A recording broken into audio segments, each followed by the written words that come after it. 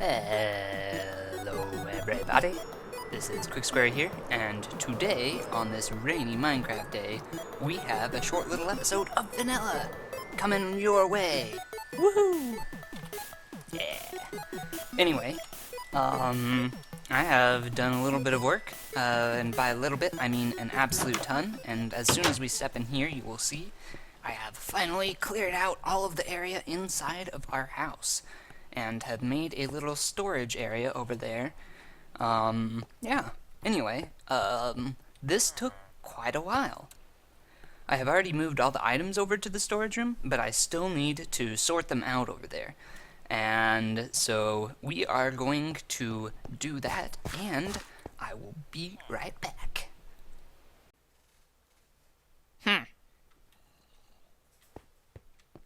So, the room is mostly finished. We've sorted out all of the stuff into different chests and stuff and kind of grouped them together.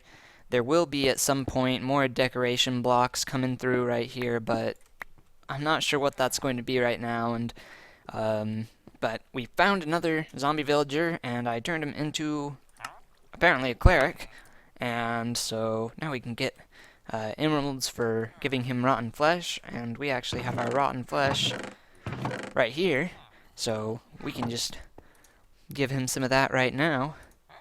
Oh yeah. Is that enough? No, it's not. That's fine. Anyway, but we are almost out of iron, as we can see when we look into this chest. We only have 18 left. And the last thing that I want to do in today's episode is make an AFK fishing farm, and that requires hoppers and other iron bits and bobs, and so what I'm going to do is do a 1-hour mining session and be back. And all of the ores that I have found are right here. Ta-da! And I have my fortune pick, and we are going to mine up all of the redstone, diamond, and all of that stuff. And we are overshadowing the farm. How did we get up this high, you may ask? We pulled it up with redstone. So, as you can see on our hotbar, we got an absolute ton of redstone, and that is a lot of redstone. We got some 30 diamonds, 2 and a bit stacks of lapis, which is good. I'm not sure why, but for the longest time I undervalued lapis, but now I'm starting to realize how valuable it is. If you're enchanting via a enchanting table, then it goes pretty quickly. I was surprised when I was enchanting the books for my good armor and sword and all that stuff, because it went really quickly. Anyway, and so we have like 5, almost 6 stacks of iron from this, and a bunch of coal that I'm not gonna mine right now, but I'm gonna go smelt all this and get all the materials put together and pick a spot out for the fishing farm. So here I am, completely done with the mining session, and I'm starting to clear out the area for the fish farm, which is going to be right here where I dug the massive hole from the ground and had an idea, but it didn't work out, and we found diamonds. I just dug away a couple of blocks getting ready to make this fish farm, and there are diamonds right here. Oh man, I can't believe my luck with this. I should just dig out all of the blocks around the tunnels that I dig, and I'll find 1,000 more diamonds. My goodness.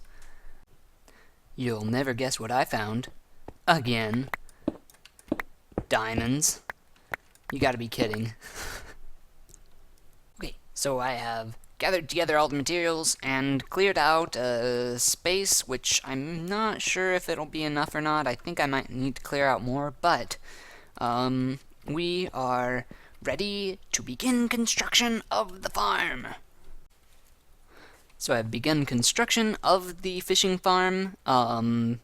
We have a chest right here, which is where all of our drops will go into, and we can put hoppers down right below here and into more chests and other stuff like that. Anyway, yeah, so I'm actually going to do that. add at least one extra chest, because I plan on AFKing for overnight and stuff like that. Anyway, so what we have here is we have the water that we will fish in. We have a piston which will push our fence post up and down. And for those of you who haven't seen this, this is a 1.11 design. And the tutorial that I am referencing this off of is by Exumavoid, and I will put a link to the video in the description below.